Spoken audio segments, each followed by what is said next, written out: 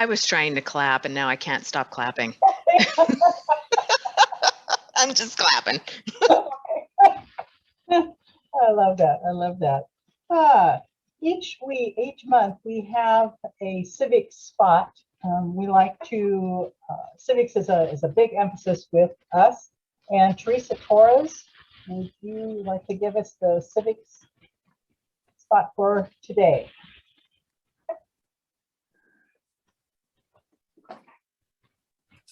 It would really help if I unmute myself.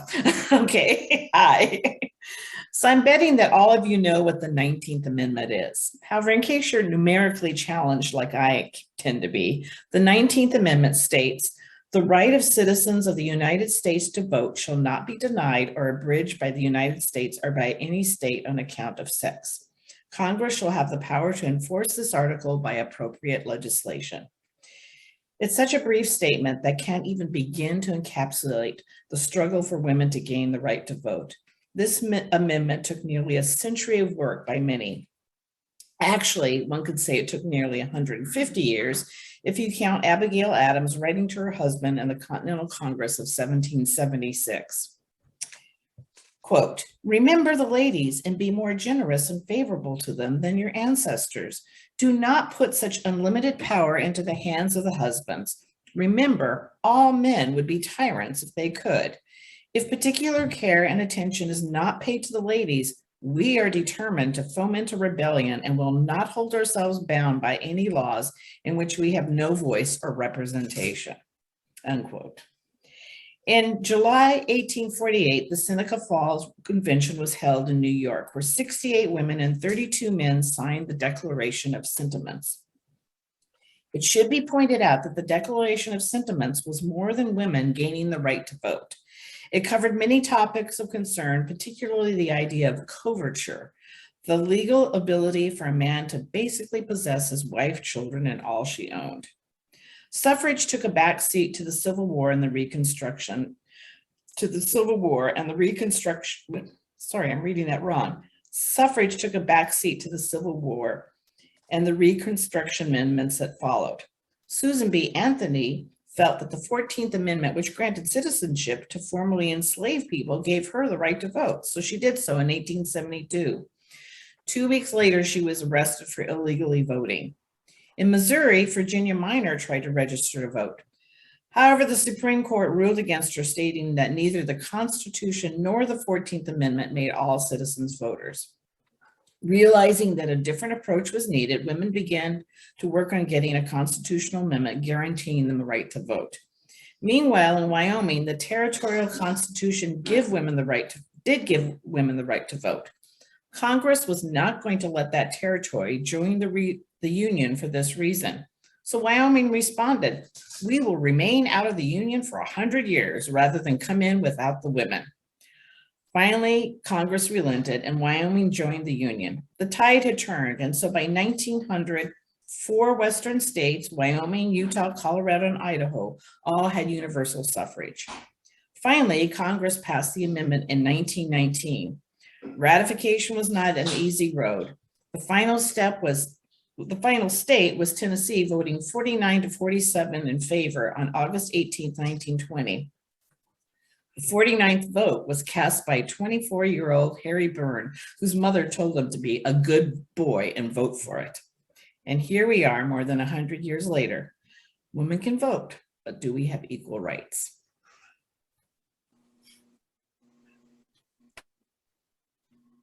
Thank you. I am, I guess I don't have the words to express how that last statement is affecting me at this particular time. But thank you very much, Lisa. Mary Schick is going to talk to us about Club Express, and that is the web-based platform that we are moving to, and it is solving so many issues for us. And so, Mary, the floor is yours. Thank you. Club Express, as many of you know, is the League's new cloud-based management software and our website. You'll find today's diversity presentation, for instance, there when we post it. And this site's more robust than our previous website because it allows you to manage your membership information, your name, your contact information, and what interests you have in the league. You can keep it up to date, renew your membership, and sign up for events and committees.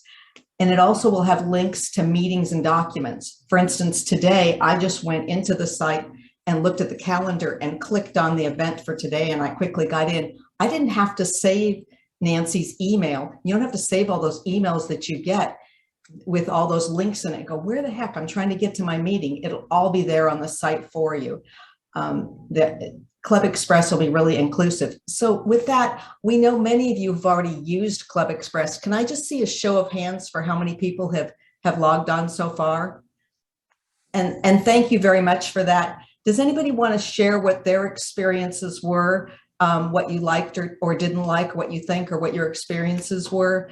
Because it'll give us a chance to share that information with people who have not used Club Express. And by the way, everyone by the 1st of June should have received an email welcoming you to Club Express and included your new username and your password. And then a couple days later, or about a week later, your membership renewal information. You also received that from Club Express. So you might want to look back in your inbox and your junk folders to see if you have something from Club Express support. That's what it'll be called. Anyway, are there any hands up of anybody who wants to talk about their experience with Club Express so far?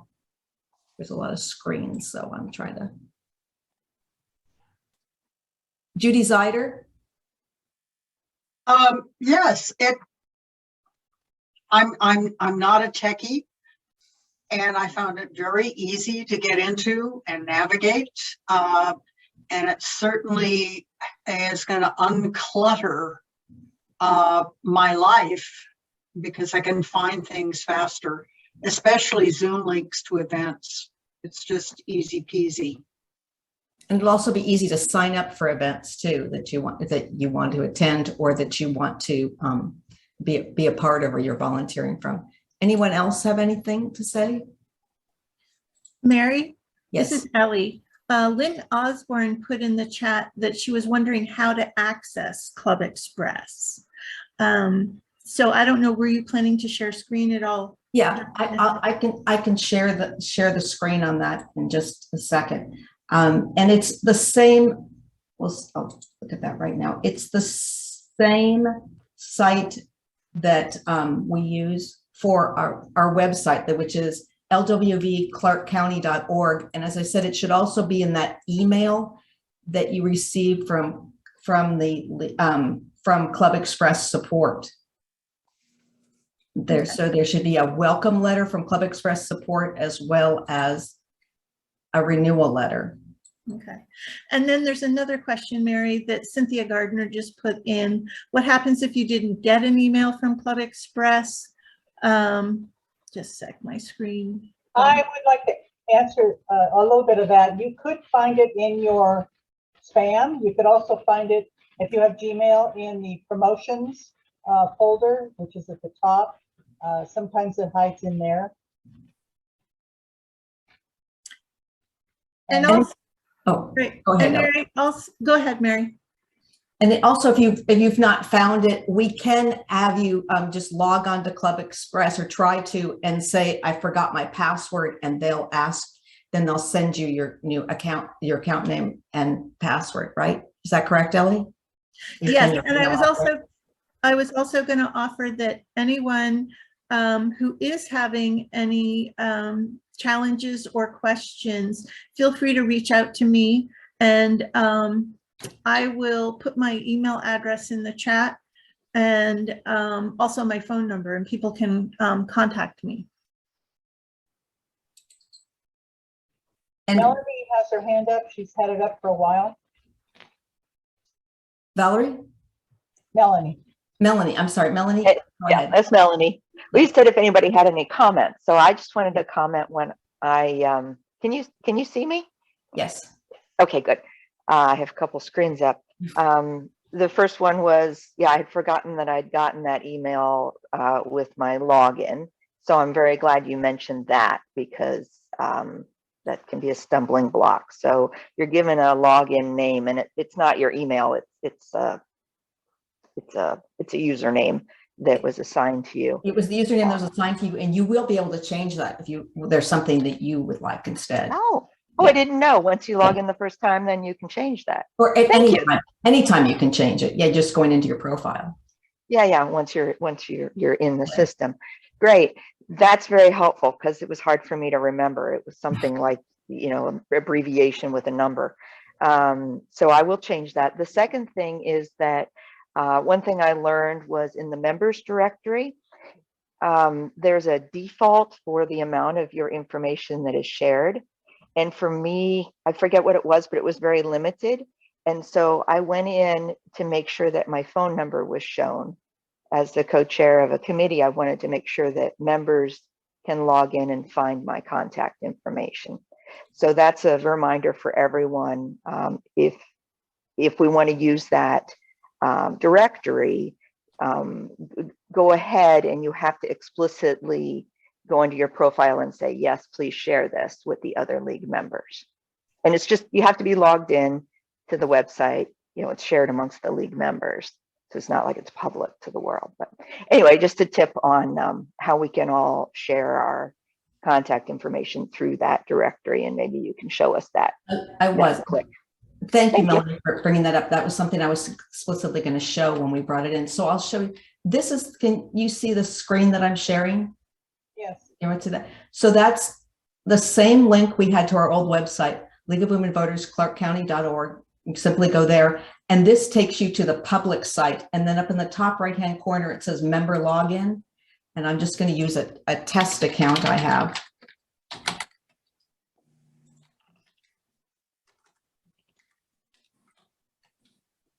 I'll type in the username and password.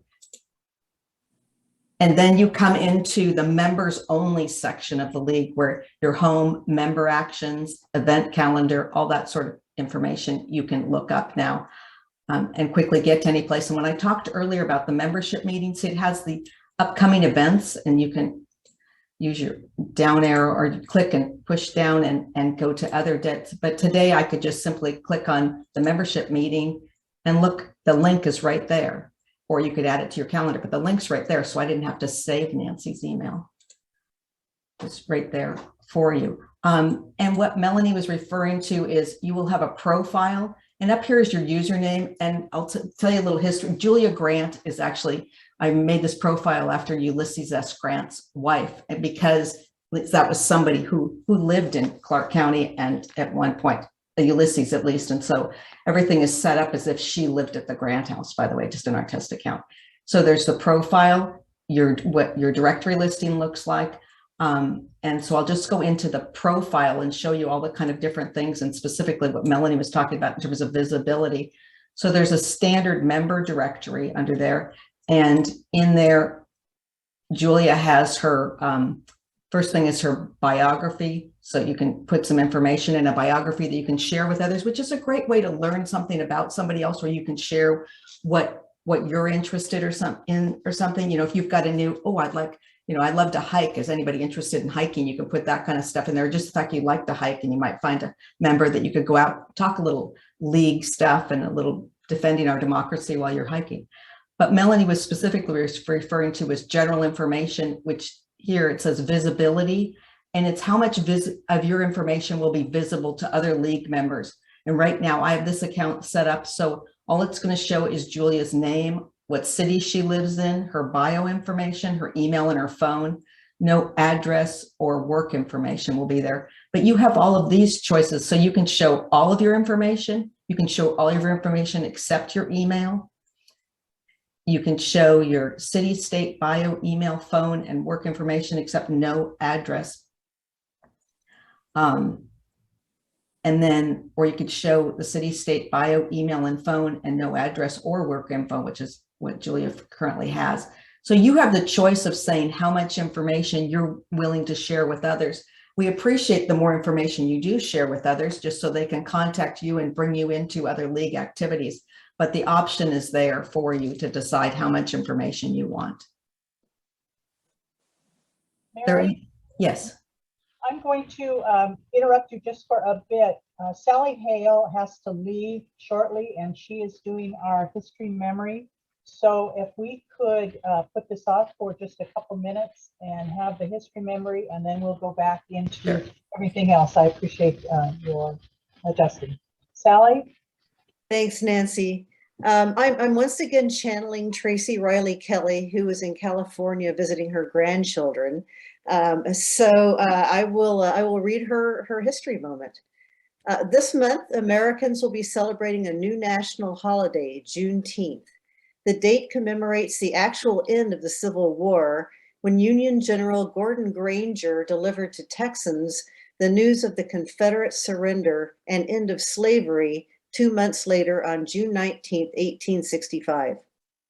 While the war's end gave citizenship to Black Americans, institutional segregation and discrimination continued. It wasn't until 100 years later that the civil rights movement sought to abolish these practices. The new holiday provides a good opportunity for us to go beyond examining our privilege and establishing DEI practices to investigate how the League reacted to the civil rights movement in the 1960s.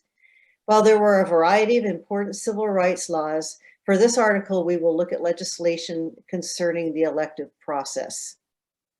League websites, blogs, and history reveal that very little happened to support more democratic voting access.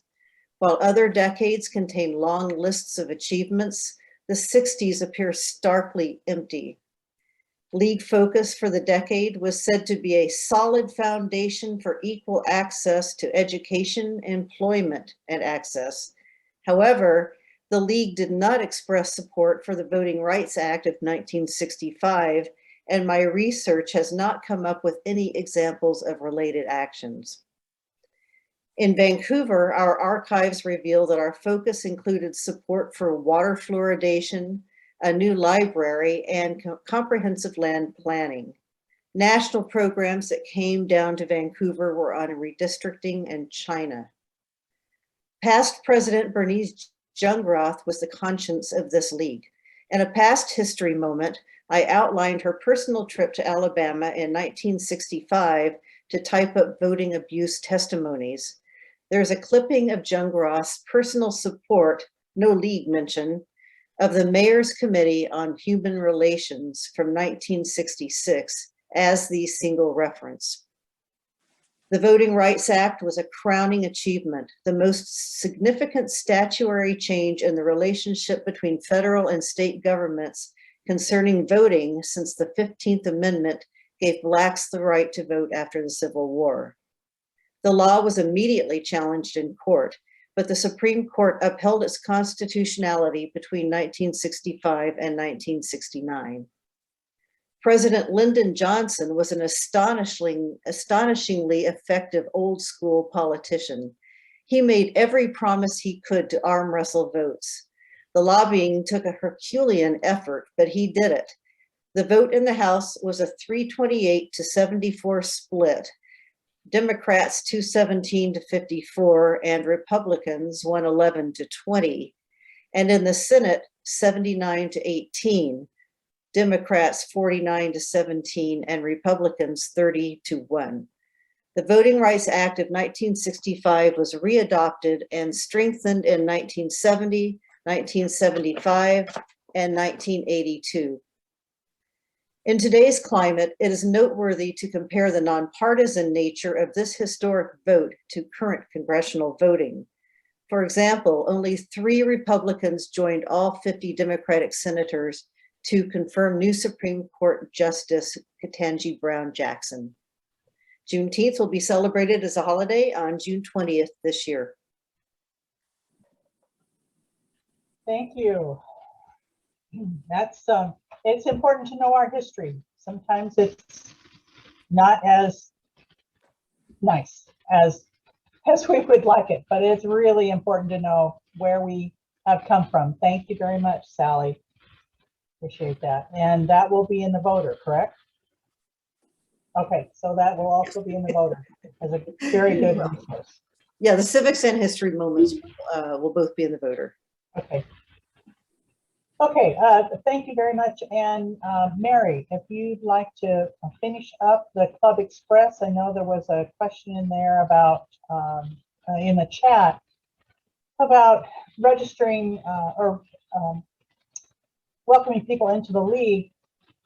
Since we're not using paper as much, but paper should always be an option, what's the best way to direct people to join the league? I'll refer that question to Ellie, our membership chair. Yeah, we are moving away from paper, and I hadn't given any thought to the tabling event that occurred. I think what we are, I know Mary Schick with the Be a Voter campaign with the statewide group, league group working on that, is in the process of possibly developing a business card style card that we would hand out at tabling events that would have our league website information on it, along with other contact information for our league. And that way people can just, as a business card, it's very easy to hand out. Younger people, Mary has said, would find it more easy to hold on to rather than a big paper form. We're trying to move away from that. So by having that, it also has a QR code on it to register, but by directing people to our website, so lwvclarkcounty.org is a really great place. And then they can go in, and in our new website, they get to log in and create their account and join league. So it's a very easy flow process. We're still in the beginning phases of all of this. And so it's something that we didn't get out into people's hands in voter services, and we need to do better at that. So yeah, just knowing that you can direct them to that. Anyone in the community, if you're at any events and you mentioned that you're in league, just remember lwvclarkcounty.org is how people can access us. Thanks. Thanks, Ellie. And that website has not changed. It's the same as it's always been, the same, Right. the same link to it. Right. Bill, do you have a question? Yeah, a question about the QR code idea on the business card. Where does that code take you to like a Clark County voter registration or what? This QR code that Ellie's referring to takes you to lwvclarkcounty.org, our website. Which then enables a prospective voter to do what? Well, it's this, if this business card is, well, no, I take that back. On this business card will be the Vote 411 site is what this business card, that's the QR code on this particular business card will be. So you can register to vote there. That's the National League of Women Voters information site. So it gets them to 411 where they can online register. Exactly. Thank you. Okay. Oh. We've got two business cards we're going to be doing, but so yeah, the one we decided, and the reason we decided to go to Vote 411 as opposed to votewa.gov is because the target for these business cards initially are high school and college students, who we may have college students in this community who are not residents of this state. So that'll give them an opportunity if they happen to be from Oregon and they're coming over to take classes at Clark or WSU, that sort of thing. It's a site that everyone can use. Okay, anything else on Club Express? I appreciate you staying on a little bit longer. We have some very important things to touch on. Yeah, we did, because we wanted to make it kind of a Q&A for people, but we want to remind people to please keep your email addresses up to date in Club Express. So if you change your email address, it's just like any other site that you use, your banking or Amazon shopping or things like that. That's how Club Express would get a hold of you. If you need your password reset, that's the address they're going to send it to. So make sure you keep your email, the email account you want in your Club Express account. And by the way, when you go to renew your membership, you can pay by check or credit card. And if you choose to pay by check, it'll have you at the bottom of the page, an option to print an invoice. and you can send that invoice in when you send the check in to our league treasurer. The post office box, all the mailing information will be on there when you do your renewal. And remember to always, like any other software application you're using, to click down to the bottom to choose save if you make any changes to your profile. And making changes to your profile will be like updating your address and your phone number and putting in your interests, like I'm interested in helping with voter services, or I'm interested in helping at tabling, or I'm interested in writing questions for a candidate forum, all that kind of information. And always choose save at the bottom. And those of you that are ready for renewal, when you log on to Club Express, you'll get a pop-up message telling you it's time to renew, and you can just kind of follow the bouncing ball. It's called a wizard to go from step to step to be able to do your renewal. It'll be pretty fast. If this is your first time logging on, it will be a little bit longer just because we ask you to create your profile, change your password, create your profile, and that kind of thing. And also express your interests. And there's a lot of check boxes for what kind of things you're interested in. And we'll be changing the interest level to help committee chairs find out if you might be interested in their committees. What else? And as I said, once again, make sure that you check your spam folder, your junk folder, for email from Club Express support. One email should have come out when, Ellie? June 1st, would that have hit? The welcome emails were sent on June 1st. On June 3rd, the first renewal notice was sent out to all members to renew whose memberships were expiring June 30th of 2022. And then a second renewal notice was just sent out a couple of days ago. And a third renewal notice will be sent out the second week of July, is how we have it set up. So Club Express is really a wonderful platform for us because we are able to have these pre-generated emails go out to people who have yet to renew. So if you've already renewed, you're not going to get the additional renewal notices because it's stored in the system. So yeah, it's really, and it is a pretty easy process. I understand not all of us are techie. I'm certainly not a techie, but I have found Club Express to be remarkably intuitive and useful. And I'm able to print reports out that let me know who's renewed, who hasn't logged in yet. So I am really able to help people, and I have access as an administrator into the system. So if you're challenged at all with logging in, renewing, anything, please feel free to contact me. I've gotten emails through the Club Express system. They go to a separate email that's a Gmail account membership. LWV Clark County at Gmail. Anyway, you don't need to remember all that. But I have gotten emails from people who have had a little trouble maybe initially with either the initial login or the renewal process. And they've been able to figure it out pretty quick, either on their own with a little bit of guidance from me. So I think as we move forward, we will all be exploring more of the benefits of Club Express.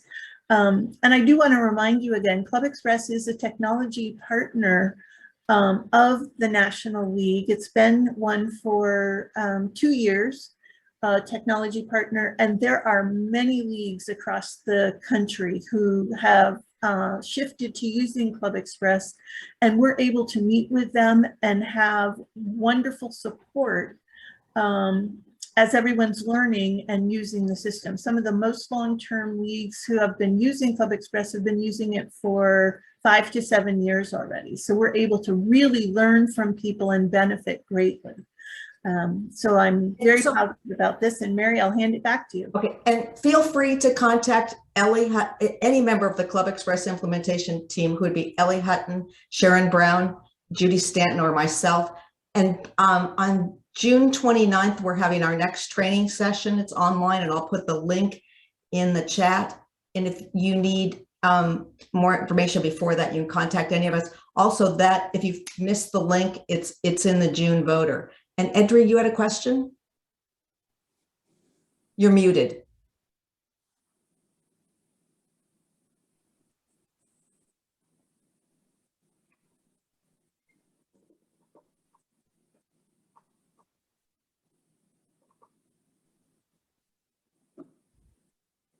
here we go. What's the lag time? You know, I sent a check and it wasn't put in. So I understand sometimes when it's sent to check, it doesn't be picked up and then deposited. So I know it's not through my bank or wasn't a couple days ago. So I'm just curious. Okay, You I'll know, leave that to Sharon Brown, our treasurer. It's the treasurer lag time. I just got back from Idaho and I'm going to go to the Oh, bank okay. today. All right. So I just curious because, you know, it came back and said, you still haven't done it and I haven't seen it processed.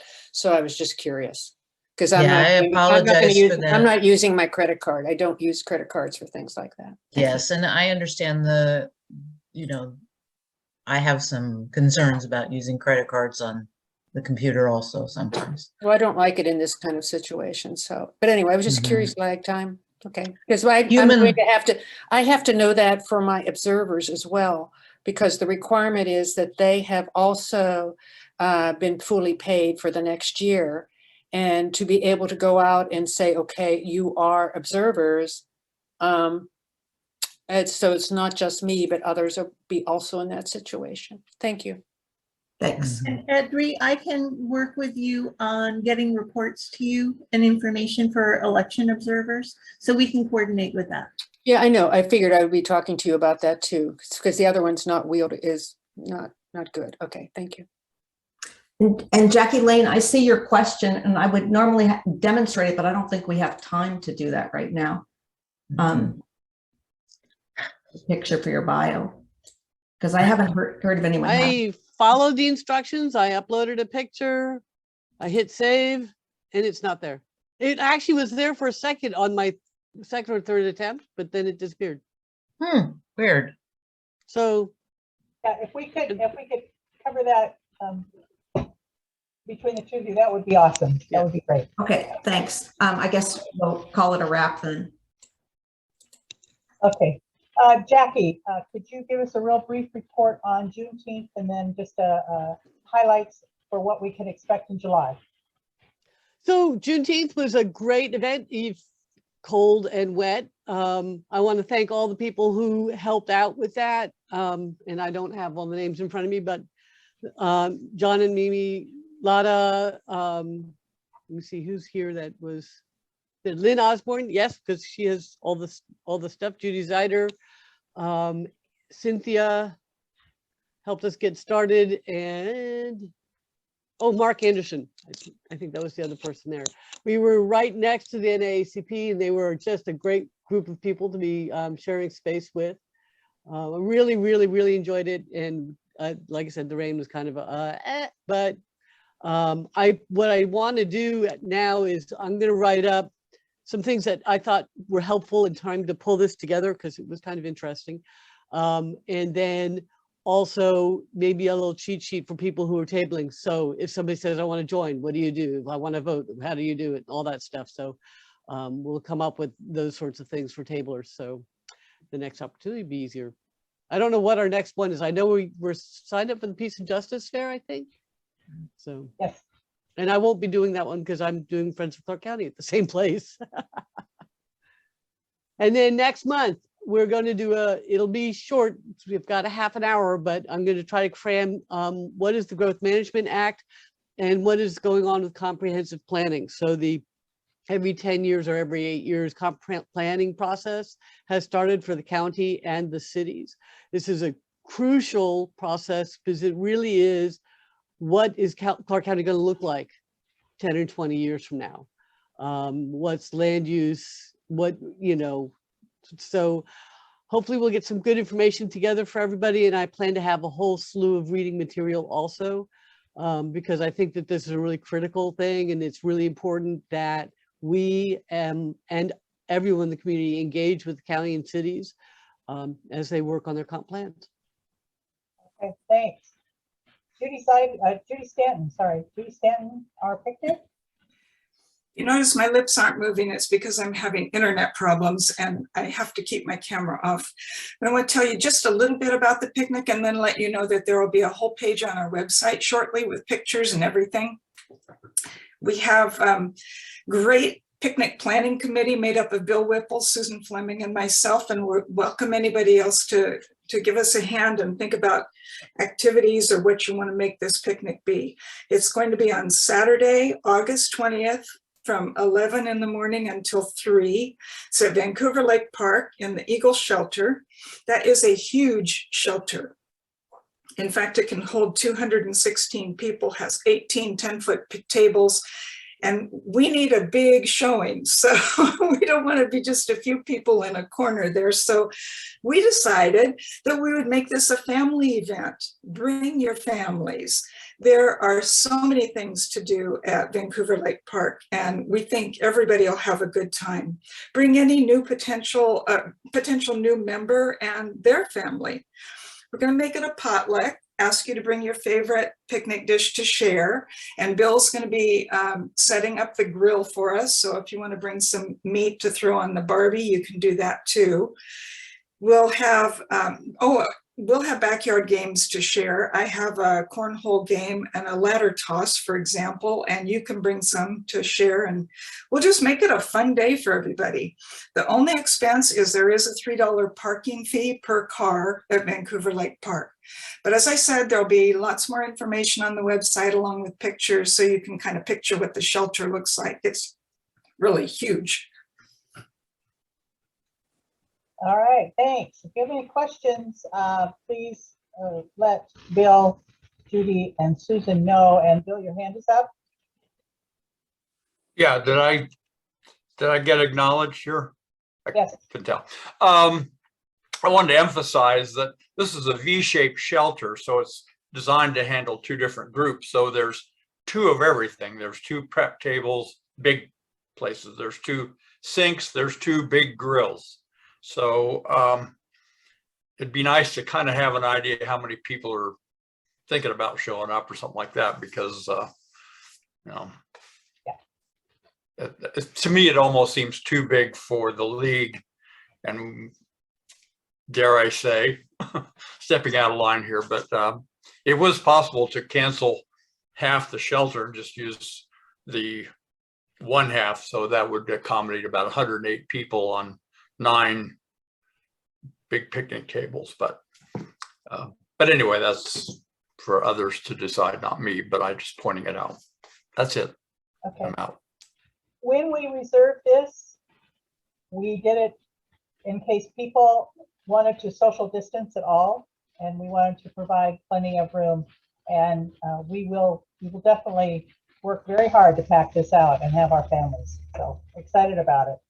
I'm just going to mention briefly about the calls to members, and you'll get a little bit more information. But in the last couple of years, our board has called every member, left a message, sent an email, but had contact with every member, and we are going to be doing that again. It will happen towards the end of June, first part of July, and throughout July. So it's a good way to just let each other know that, yeah, we're thinking of you. If you have any questions or concerns, talk about membership renewal, questions about Club Express. So Ellie is in the process of splitting out the membership roster and giving it to the board members. So just want to let you know that that is coming. And then I'm going to change this around a little bit because I want the forums to have a little bit more time. So Mimi Latta and Mark Anderson were our official representatives at the naturalization ceremony on the 16th in Portland. And John was there, John Latta, and he also took a picture for us. So Mimi and John, just a couple quick sentences on how amazing this naturalization ceremony was.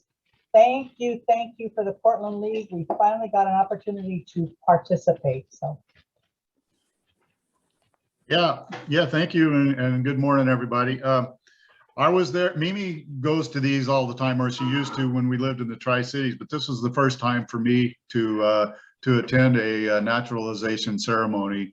And man, it was great. If it's one thing Mark Anderson said, that this is a gold mine if you want to register voters, because there were 500 brand new citizens, and all of them were excited to be brand new citizens. They were excited to participate in our government, and they were all ready to register to vote. So we had 2 busy tables. Well, we had one, Clark County had one, and Portland had one, and we needed a couple of more, but we kept each other busy. We were helping the Portland people with their forums too.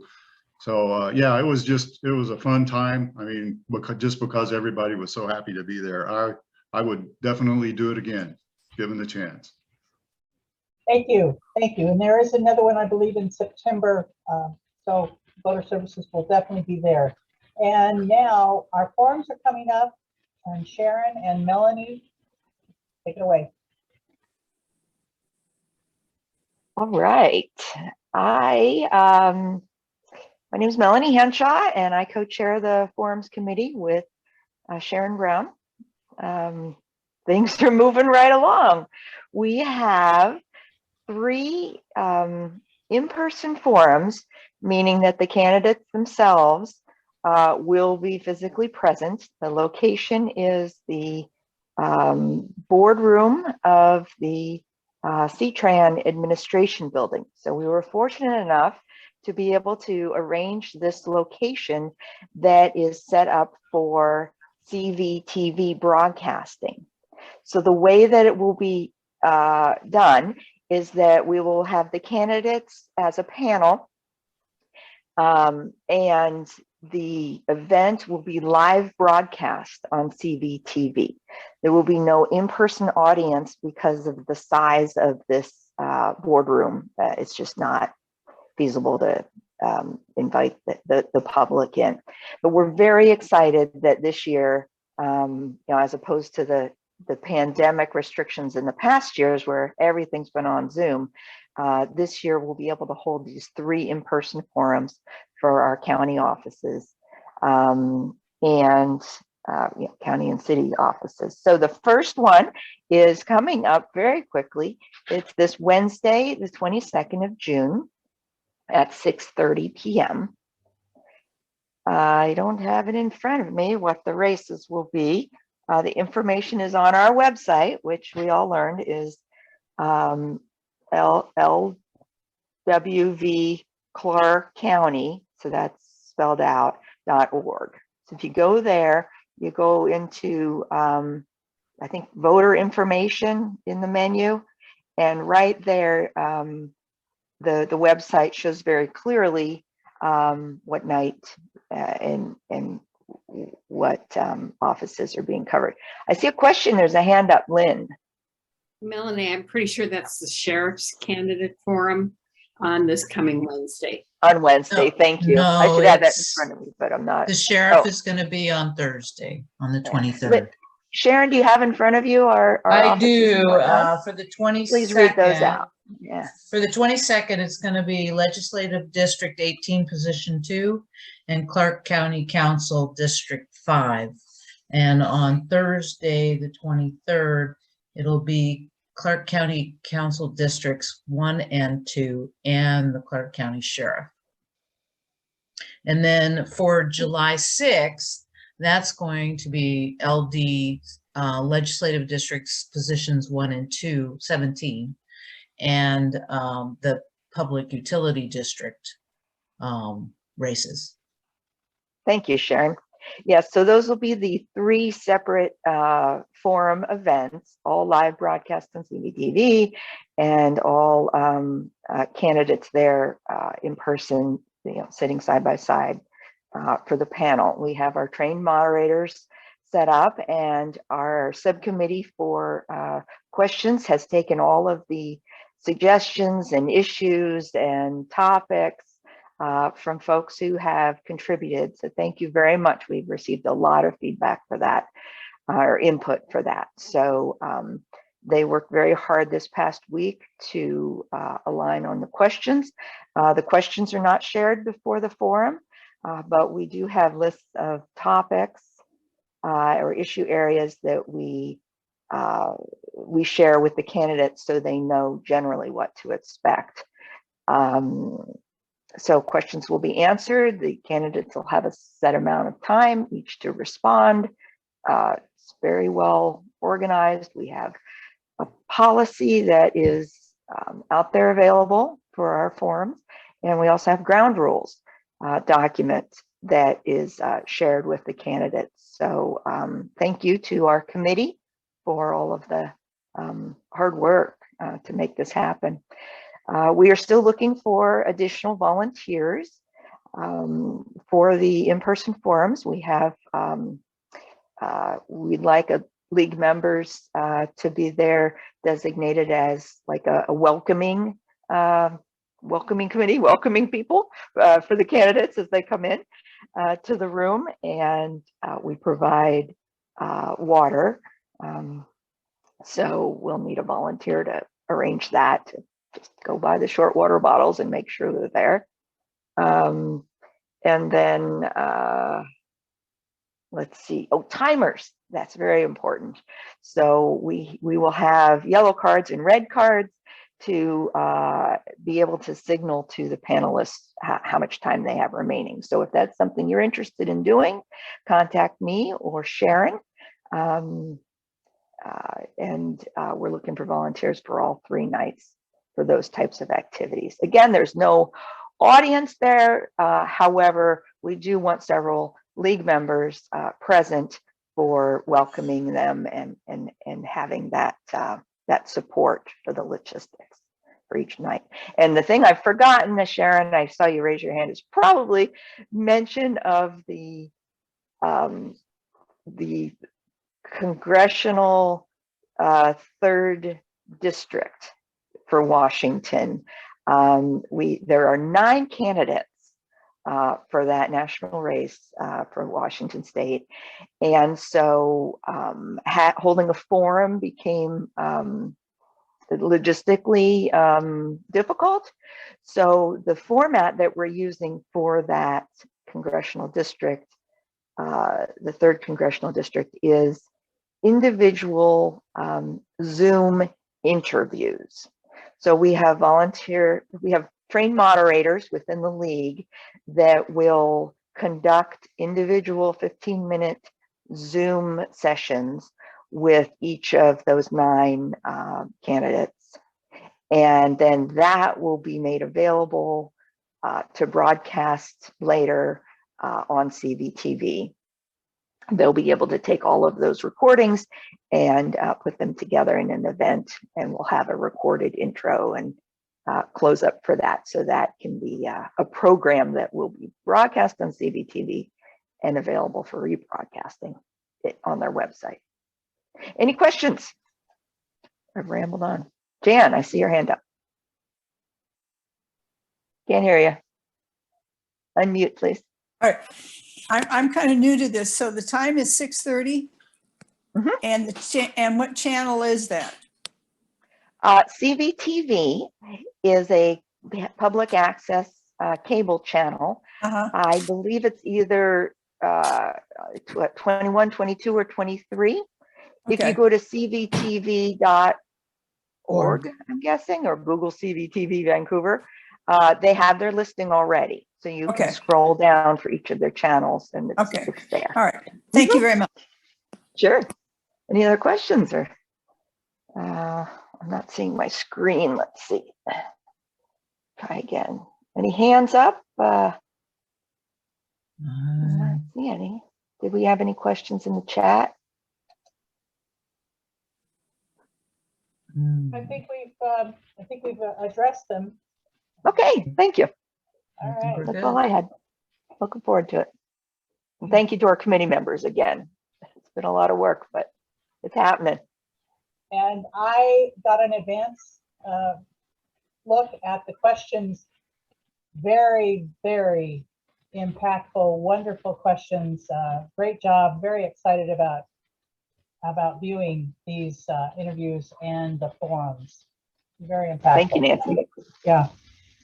Very quickly, to end this up, we just finished, a few of us just finished going up to State Council, and Sally Hale and Deanne Finken are not able to participate today.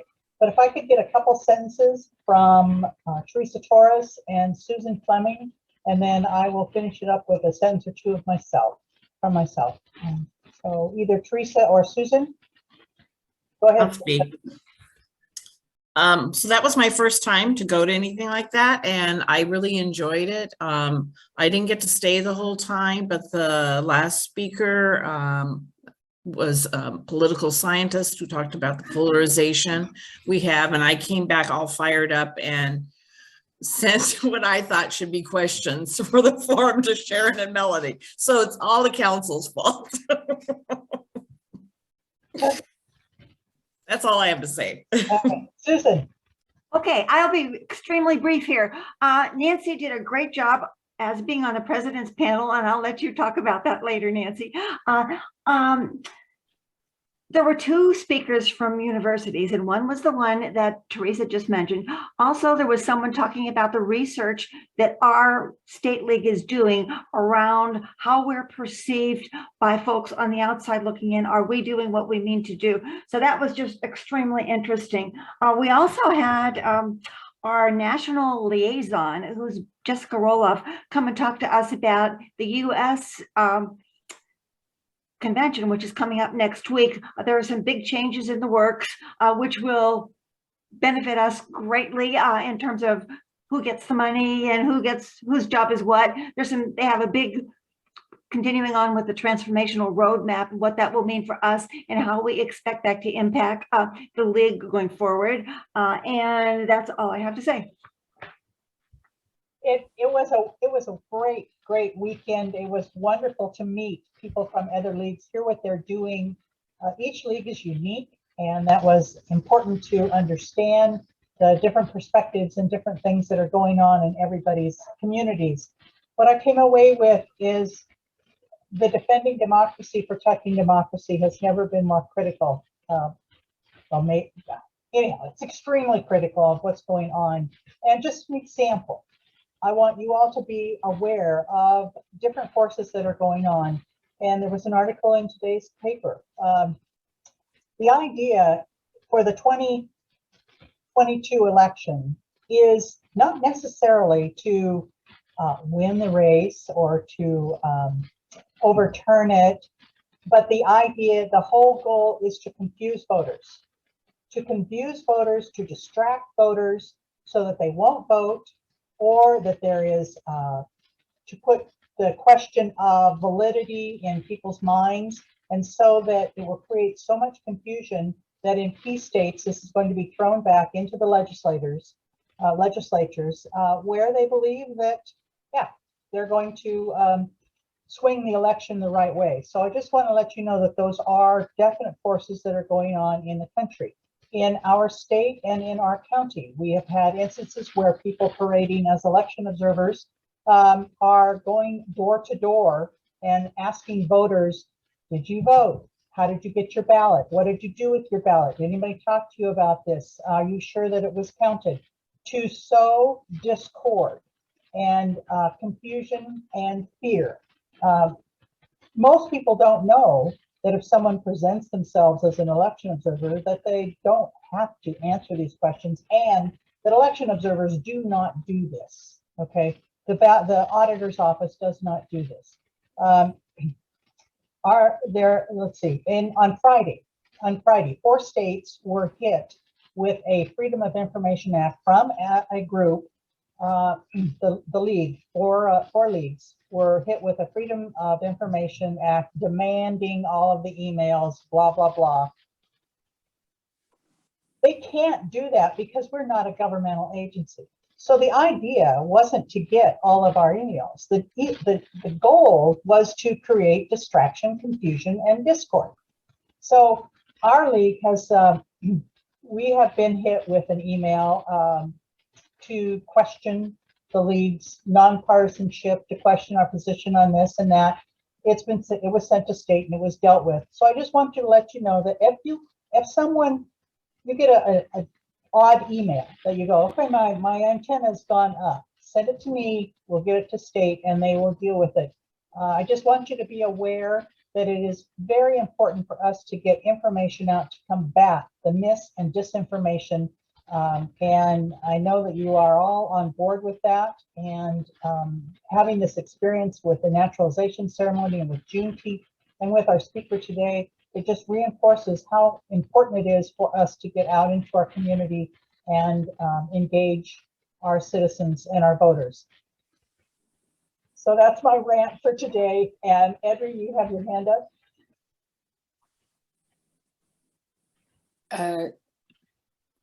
Yes, and I want to reiterate the importance of that. We are already seeing this, as you all know from previous time.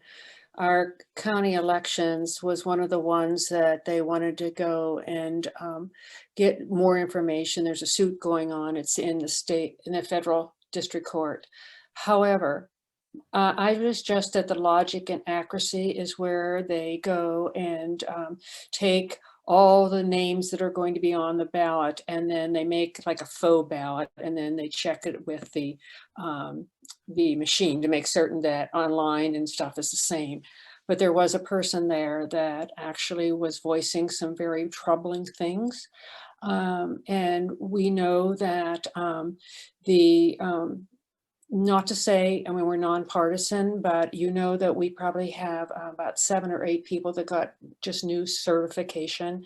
But just by numbers, the Republicans already had 270 or something, and they just got way over 100. And there is a push for some of the more radical Republicans to nationwide, and it's occurring in our state as well, that they are believing that the elections are fraudulent, and they're out to prove that they are. And so one of the new things is that they have requested, not only do they go to the drop boxes every time, so they request the schedule for when the boxes are going to be emptied. And they're not just emptied on day of elections, the night of elections. And now they are also going to follow the ballots coming from the post office. There's nothing wrong with that, but there is all this attempt to make certain that they can convince people that the elections are problematic. And that's probably why you saw me to raise my hand and said earlier that I would love to have our speaker meet with the supervisors and Greg. We're also seeing issues where they are very much believing that people that are dead are voting. That came up in Logic and Accuracy by one of the people that were there. And she voiced the stuff, and Greg said, please, if you find that, let us know. But there was one sample that they had gone with, and it was a person that had never voted, had died, but they had not been taken off the rolls because nobody notified elections that this person was dead. And so therefore they kept sending the ballot there, but nothing is ever voted. But that was used as an example of people voting. My observers, every one of you who are my observers, the observers for election, this is going to be a huge election coming up. It's there's over 700 ballot styles. And do you know what a ballot style is? That means, so if there is, you're in a certain area and there are certain things that you're going to be voting for, that will be on your ballot. So every ballot is different. Plus the young people that are 17, that will be 18 by general election will be voting, but they have different ballot styles because by law, they can't vote for certain things that are on the ballots that people are over, that are 18. So I just want to say, everyone, when you get my messages to come and go sign up, please sign up. We need to be there for every one of the time frames. Thank you. Thank you, Edri, for sharing all that. Do we have any comments for the good of the order? And again, I want to express my appreciation for your flexibility in being on Zoom and for staying to the end of this lengthy meeting. So any last comments? Okay, I believe Jackie Lane and Lynn Osborne, you're staying on later to talk about the materials. Is that correct? Yep. And if anyone else would like to stay on, that's fine. Otherwise, we are. Sharon might want to because she's got her canopy.